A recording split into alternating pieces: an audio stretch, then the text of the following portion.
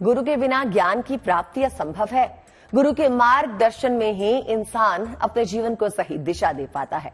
शास्त्रों में गुरु को भगवान से भी श्रेष्ठ बताया गया है। दुनिया में जितने भी महान लोग हुए हैं, उनके पीछे किसी ना किसी गुरु की तपस्या जुड़ी है। गुरु पूर्णिमा पे गुरु की कृपा से आप मनोकामना पूर्ति का वरदान पा सकते हैं। इसके लिए आपको करनी होगी सच्चे मन से गुरु की उपासना। साथ ही गुरु पूर्णिमा पे किन बातों का ख्याल रखना चाहिए, आपको ये भी बताते हैं।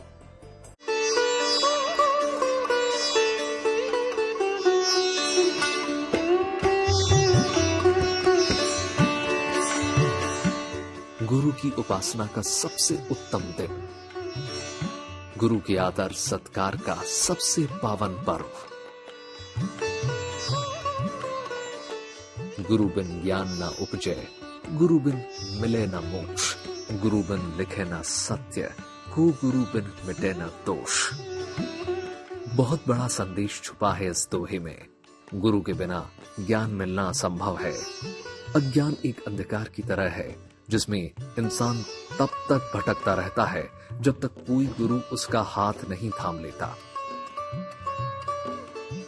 गुरु पूर्णिमा ज्ञान की आराधना का पर्व है।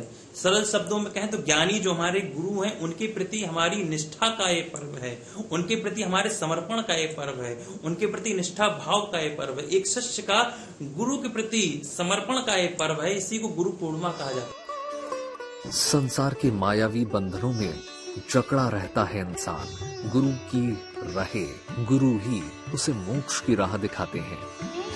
क्या सत्य है और क्या भ्रम, इसकी समझ भी गुरु की शरण में ही आती है। उचित अनुचित का अंतर पता नहीं होगा तो मोक्ष कैसे मिलेगा।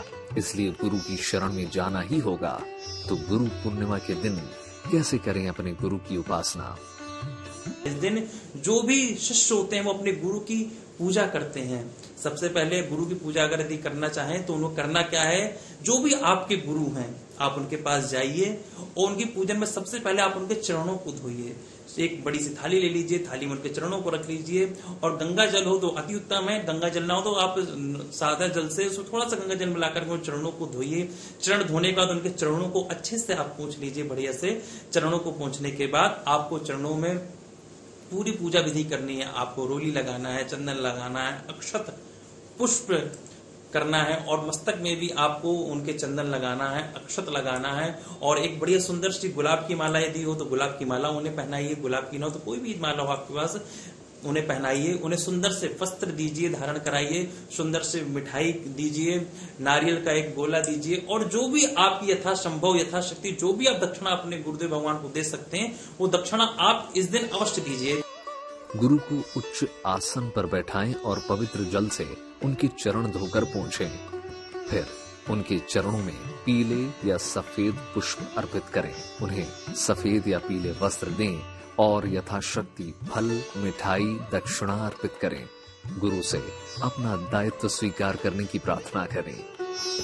गुरु पूजन में सबसे पहली बात, गुरु के आश्रम में जाकर जो गुरु हैं, गुरु के आश्रम में जाकर उनको फल मूल कुछ द्रव्य कुछ पदार्थ चढ़ाकर गुरु को भोज्य पदार्थ और उनको वस्त्र चढ़ाकर उनसे आशीर्वाद लेना चाहिए। गुरु को माला पहना के उनके माथे पर अब उनको तिल लगाना चाहिए और साथ ही साथ उनसे आशीर्वाद लेना चाहिए और उनके गुरु के चरणों में कुछ द्रव्य रखकर कुछ पैसे रखकर वो आशीर्वाद लेना चाहिए। साथ ही साथ गुरु को कुछ रसदार फल दान करने से गुरु की कृपा प्राप्त होती है।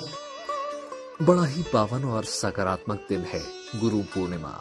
अगर आप गुरु पूर्णिमा के दिन अपने गुरु को प्रसन्न करके उनसे आशीर्वाद पा लेते हैं तो सार्थक हो जाएगा आपका जीवन। क्योंकि गुरु के आशीर्वाद में इतनी शक्ति होती है कि भाग्य का लिखा भी बदल सकता है। क्योंकि बहुत सारे लोग ऐसे हैं जो गुरु के बारे में नाराजगी व्यक्त करते हैं, तो हमें नाराजगी व्यक्त गुरु पूर्णिमा के दिन नहीं करना चाहिए। गुरु के प्रति सद विचार रखने चाहिए, गुरु का आशीर्वाद देकर हमें आगे बढ़ने की प्रेरणा लेनी चाहिए। उस दिन जो है हमें कुछ न कुछ गुरु को वहां से भेंट करना चाहिए। बहुत सारे लोग ऐसे होते हैं जो गुरु को प्रणाम करते हैं, लेकिन कुछ न कुछ उनको फल मूल मिठाई दान करने से हमें लाभ होता है। हमें सद्वचन बोलना चाहिए। लेकिन गुरु पूर्णिमा के दिन क्या सावधानी रखें? गुरु को सफेद या पीले फूल अर्पित करना सबसे उत्तम होता है। गुरु को कोई वस्तु अर्पित करें या ना करें, पर अपने अवगुण और श्रद्धा जरूर अर्पित करें। गुरु पर पूर्ण श्रद्धा रखें और उनकी बातों का निरादर न करें। गुरु पूर्णिमा के दिन हमें इन चीजों का ख्याल बहुत ज्यादा रखना चाहिए। गुरु पूर्णिमा वाले दिन आप तुलसी जी को लाल कलर का कलावा अवश्य बांधें और जो भी आपके गुरु हैं उनको भोजन आप अवश्य कराएं। पीले वस्त्रों को अवश्य उन्हें भेंट दें और दक्षिणा अवश्य दें। इन बातों का आपको बहुत ज्यादा ध्यान रखना। अपने गुरु को दक्षिणा भी आपको देनी है, पीले वस्त्र भेंट करें यदि हो सके, और भोजन अवश्य कराइए। भोजन कराइए, बढ़िया फल फ्रूट खिलाइए, खूब मीठा खिलाइए, गुरु जी को प्रसन्न करिए। गुरु प्रसन्न हो जाएंगे तो आपके जीवन में आनंद ही आनंद हो जाएगा। इन बातों को आपको खास ख्याल रखना। और इस दिन लहसुन प्याज बिल्कुल नहीं खाना, घर में लहसुन प्याज बनना भी नहीं चाहिए। इस बात का अवश्य ध्यान रखें। गुरु साक्षात भगवत स्वरूप होते हैं, भगवान के ही रूप होते हैं गुरु, इसलिए इन बातों का आप खास ख्याल रखें। तो आप भी कर लीजिए अपने गुरु को प्रसन्न और संवार लीजिए अपना पूरा जीवन।